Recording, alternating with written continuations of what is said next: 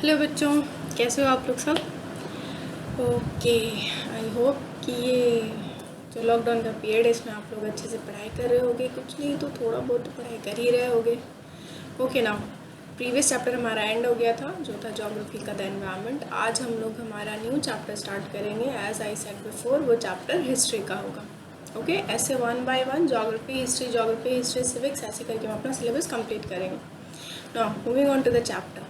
इस चैप्टर का जो आप लोगों का हेडिंग है वो है tracing changes through 1000 years. Okay, तो ये जो चैप्टर है बच्चों, ये चैप्टर मतलब कि मैं इजी लफ्ज़ में समझाती हूँ। ये चैप्टर आप लोगों को हिस्ट्री के बारे में बताएगा, प्रीवियस से भी प्रीवियस हिस्ट्री हमारी। ओके, ये वो हिस्ट्री है, इसमें हम लोग उस बारे में डील करेंगे जो बहुत प्रीवियसली हुआ था। इवन हमारा जो कंट्रीज़, हमारे स्टेट का जो नाम है, जो डेजिग्नेशन है, जो तरीका है, जो कल्चर है, वो ऐसा क्यों है या इस लेवल पे क्यों आया है, उसको किसने डिफ़ाइन किया, इसका क्या मतलब है, उस बारे में हम लोग आज सब डिस्कशन करेंगे। ओके, 1 बाय 1 इन सब चीज़ों के बारे में आपको जानने के लिए मिलेगा। तो इस चैप्टर में जो हम लोग जिस पीरियड के बारे में बात करेंगे ना, उस पीरियड को हम लोग कहते हैं मेडिवल पीरियड।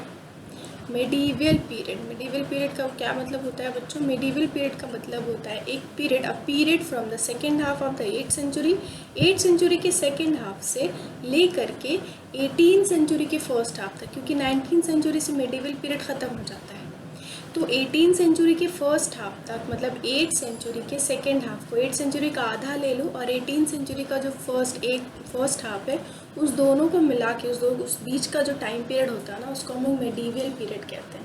ठीक है, तो इस चैप्टर में हम लोग मेडिवल पीरियड के बारे में स्टडी करेंगे। तो इसलिए आपको मैंने बता दिया कि मेडिवल पीरियड का मतलब क्या होता है। बट सेकेंड सेंचुरी, जब हम लोग का सेकेंड हाफ 18th सेंचुरी का स्टार्ट होता है, फ्रॉम 18th सेंचुरी का सेकेंड हाफ से लेके coming to 19th century, 20th century, ये सब हमारा मेडिवल पीरियड में नहीं आता। ठीक है, तो इस चैप्टर में हम लोग सबसे पहला पॉइंट जो डिस्कस करेंगे वो पॉइंट है new and old terminologies. Terminologies मतलब होता है बच्चों, टर्मिनोलॉजीज़ मतलब एक सीरीज़ होता है आपका।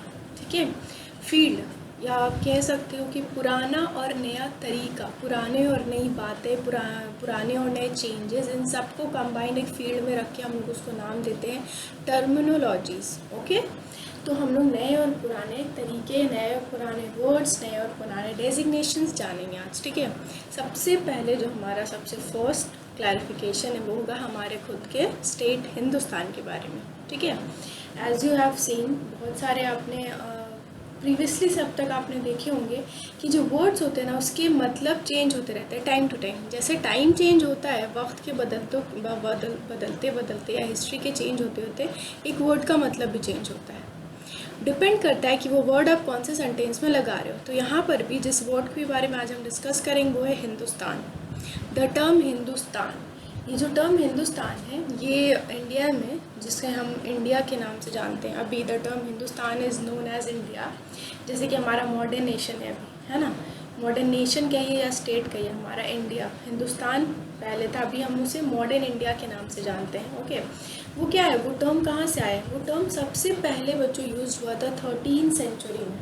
ठीक है, वो टर्म सबसे पहले 13th सेंचुरी में यूज़ हुआ था। उसे यूज करने वाला एक काउंसिलर था। ठीक है, काउंसिलर था, उसका नाम था मिनहाज ई सिराज। ठीक है, वो क्या करता था, वो पर्शियन लिखता था, उसका काम था, वो पर्शियन नोट्स लिखता था। और वो पर्शियन नोट्स कहाँ, कौन कौन सी जगहों के लिखता था? वैसे जहाँ के जो कंटेन्स करते थे पंजाब का एरिया, हरियाणा के एरिया, और वैसे लैंड्स जो गंगा और यमुना के बीच में।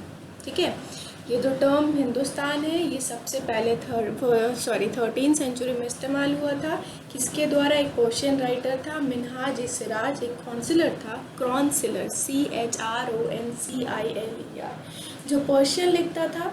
और वो उन्हीं एरियाज़ के ऊपर लिखता था जो एरियाज़ आते हैं पंजाब में, हरियाणा में, और वैसे लैंड्स जो गंगा और यमुना के बीच में आते हैं। ठीक है, यहाँ तक आप लोगों को समझ रहा है? ये जो टर्म है हिंदुस्तान, ये सबसे पहले अगर पॉलिटिकल सेंस में देखा जाए, अगर हम लोग इसको देखें कि वो हमारे पॉलिटिकल सेंस में उसका मतलब क्या होता है, तो इसका मतलब होता है lands that they are part of the dominions of Delhi Sultanat. वैसी ज़मीन जो दिल्ली सल्तनत के राज्य में हो। ठीक है, उन ज़मीनों को हिंदुस्तान के नाम से जाना जाता था। ठीक है। जैसे कि दिल्ली सल्तनत की जो राजा है उन्हें क्या कहता है, हिंदुस्तानी हिंद कहा जाता है ना, हिंदुस्तान के राजा। तो वैसी ज़मीनें, वैसी सरजमीन, वैसा राज्य अगर पॉलिटिकल वाइज राजनीतिक दल पे देखा जाए तो पहले हिंदुस्तान का मतलब था कि ऐसी ज़मीन, ऐसे ज़मीन का टुकड़ा या ऐसे सारे ज़मीन के हिस्से जो दिल्ली सल्तनत के अंडर में आते हैं, ठीक है। और ये जो टर्म है, ये टर्म शिफ्ट होते गया जैसे जैसे दिल्ली सल्तनत का एक्सटेंड, जैसे जैसे दिल्ली सल्तनत बढ़ता चला गया वैसे वैसे हमारा हिंदुस्तान जो टर्म है वो भी क्या हो गया, बड़ा होते चले। दिल्ली सल्तनत छोटी तो नहीं थी, पहले छोटे वे में स्टार्ट हुई, फिर दिल्ली सल्तनत एक्सटेंड करना शुरू हुई, ठीक है। एक्सटेंड होते होते होते होते वो कहाँ चली गई, उसने कौन सी जगह तक इंक्लूड कर लिया, साउथ एशिया। दिल्ली सल्तनत से शुरुआत की थी इसने, और दिल्ली सल्तनत जब बढ़नी शुरू हो गई तो हिंदुस्तान का एरिया हमारा साउथ इंडिया तक कवर अप कर लिया हमारे दिल्ली सल्तनत ने। तो अब अगर हम हिंदुस्तान टर्म को डिग्निफाई कर, अगर क्लैरिफाई करेंगे तो वो कहाँ तक एरिया कवर करता, स्टार्टिंग टू साउथ इंडिया, ठीक है। ये तो था हमारा 13th सेंचुरी और उसके बाद के बीच का कि हिंदुस्तान का उस टाइम पीरियड पे क्या मतलब था।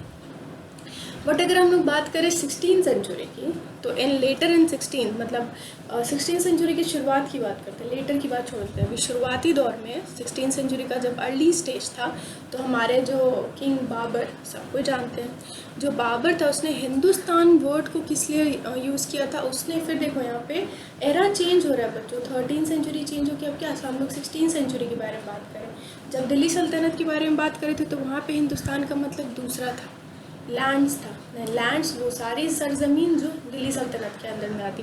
अब जब हम लोग 16th सेंचुरी बाबर के बारे में बात करेंगे तो वहाँ पर हिंदुस्तान क्या मतलब है, वहाँ पर हिंदुस्तान जोग्राफिकल एरिया बताता है, फौना मतलब ट्रीज, हिंदुस्तान हरियाली, ग्रीनरी, ठीक है।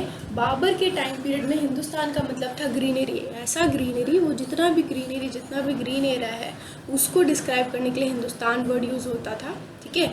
और उसका था कि यहाँ के जितने कल्चर हैं, यहाँ के रहने वाले जो लोग हैं, यहाँ के जो सब कॉन्टिनेंट्स हैं, छोटे छोटे जो सब कॉन्टिनेंट्स हैं, इन सबको मिला करके उसने हिंदुस्तान वर्ड को क्लैरिफाई किया था। तो देखा आपने, टर्म चेंज, जैसे जैसे एरा चेंज होता गया हिंदुस्तान वर्ड का मीनिंग बदलता चला गया। और यही सेम मीनिंग उठा करके 14th सेंचुरी में एक poet Amir Khusrau is a very famous poet of that century. हमारे प्रीवियस एरा में, एशियन टाइम पीरियड में आमिर खुसराव बहुत फेमस पोएट था। उसने भी हिंदुस्तान को जब डिग्निफाई, जब क्लैरिफाई किया था अपने पोएट्स में जब वो बताता था तो वो भी हिंदुस्तान का मतलब हरियाली, यहाँ के लोग, यहाँ का कल्चर, इन हैबिटेट्स, यहाँ के रहने वाले, यहाँ के छोटे छोटे कंटेंट्स, इसको बताता था। हम सब जानते हैं Hindustan is rich in cultures, Hindustan, India हमारा क्या है, कल्चर से भरा पड़ा है। कल्चर, ट्रेडिशन, स्पीसीज़, फूड, ये सब कुछ हमारे इंडिया में बहुत ज़्यादा है related to any other countries, ठीक है। तो ये जो वर्ड है ये क्या होता चला गया, चेंज होता चला गया। लेकिन आमिर खुसराव अपने पोएट्स में हिंदुस्तान वर्ड को यूज़ करता था हिंद के नाम से, हिंद, ओके। अभी हम जब देखें कि जोग्राफिकल और कल्चरल एंटिलिटी मतलब जो हमारा हिंद है, यहाँ का जोग्राफिकल मतलब जो फिज़िकल एरिया, जो लैंड्स है यहाँ की, ग्रीन लैंड्स है, और जो कल्चर है यहाँ, क्योंकि इंडिया ही गढ़ है कल्चर का, India is that being cultural. India, Bharat का मतलब है क्या ऐसे कहते हैं, संस्कृति, है ना, संस्कृति, सभ्यता, ये हमारे भारतीय निशानियाँ हैं। तो ये वर्ड ही अपने आप में इतना भारी है, ठीक है। हिंद का मतलब ही आप इसने सारी चीज़ को क्लैरिफाई कर दिया, जैसे हमारे इंडिया में एग्जिस्ट होता है, यहाँ का कल्चर, यहाँ का जोग्राफिकल एरिया उसने समझा दिया अपने पोएट्स के जरिए।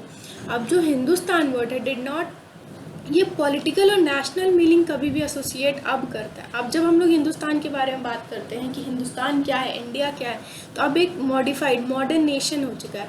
इस मॉडर्न नेशन में पॉलिटिकल डेफिनेशन भी है बच्चों, और आपका नेशन वाइज डेफिनेशन भी। अगर पॉलिटिकल वाइज दिखा जाए तो बहुत लोग कहते हैं डेमोक्रेटिक है, नहीं है, स्वतंत्र है, नहीं है, क्या राजनीतिक नेताओं का गुलाम है। और अगर हम नेशन वाइज देखें जो, तो अभी बहुत मॉडर्न डेवलपिंग एरिया है हमारा इंडिया, या देखा जाए तो बहुत सारे फील्ड्स में अनडेवलप्ड है हमारा इंडिया।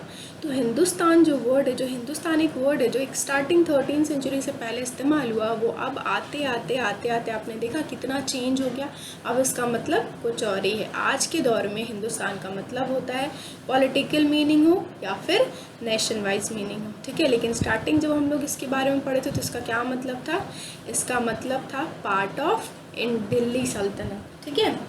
आज के लिए बस इतना ही बच्चों। अभी आप लोगों के चैप्टर के जो नोट्स है उसको जहाँ तक मैंने आपको वीडियो में बताया है वहाँ तक पढ़िए, अच्छे से समझिए मेरी बातों को, फिर आपका समझ आएगा। अगर नहीं तो turn on the video again and again and again और पढ़ने की और समझने की कोशिश कीजिए। If you have any queries, any question, कोई भी सवाल हो, आस्क मी, मैं आप लोगों के सवाल का आंसर्स करूँगी। व्हेन यू आस्क क्वेश्चंस तब भी हम क्लैरिफाई कर पाएंगे, ठीक है। इसका नेक्स्ट का जो भी टॉपिक है हम लोग नेक्स्ट क्लास में डिस्कस करेंगे। Till then don't forget to study and then be safe at your home. Thank you बच्चों।